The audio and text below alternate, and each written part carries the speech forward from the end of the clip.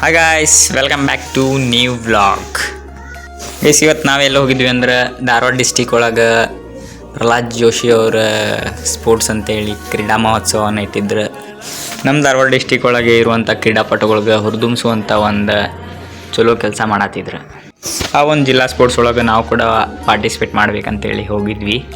But practice ಇಲ್ಲ ಏನಿಲ್ಲ ಅಂದರೂ ಕೂಡ ಹೋಗಿ ಪಾರ್ಟಿಸಿಪೇಟ್ ಮಾಡ್ಬೇಕನ್ನೋದು ಒಂದು ಆಸೆ ಇತ್ತು, ಹಾಗಾಗಿ ಹೋಗಿದ್ವಿ.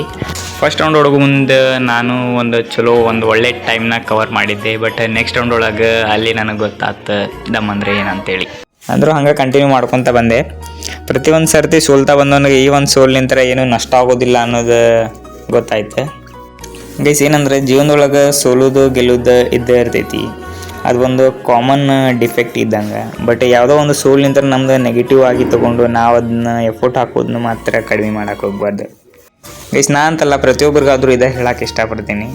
ಇವತ್ತು ಸೋಲ್ ನಮ್ಮ ಜೊತೆಗೆ ಇರ್ಬೋದು, ಬಟ್ ಮುಂದೆ ಗೆಲುವು ಒಂದಲ್ಲ ಒಂದು ದಿವಸ ನಮ್ದು ಹೆಗಲ ಮೇಲೆ ಇದ್ದೇ ಇರ್ತೈತಿ. ಇಷ್ಟು ಹೇಳ್ತಾ ಇವತ್ತಿನ ಈ ವ್ಲಾಗ್ನ ಎಂಡ್ ಮಾಡ್ಕೋತೀನಿ. ಈ ವ್ಲಾಗ್ ನಿಮ್ಗೆ ಅರ್ಥ ಆಗೈತೆ ಅಂತ ತಿಳ್ಕೊತೀನಿ. ಗೈಸ್, ವ್ಲಾಗ್ ಇಷ್ಟ ಆಗಿದ್ರೆ ಲೈಕ್ ಮಾಡಿಲ್ಲ ಅಂದರೆ ಖಂಡಿತವಾಗ್ಲೂ ಡಿಸ್ಲೈಕ್ ಮಾಡಿ. Take care, bye bye, love you all.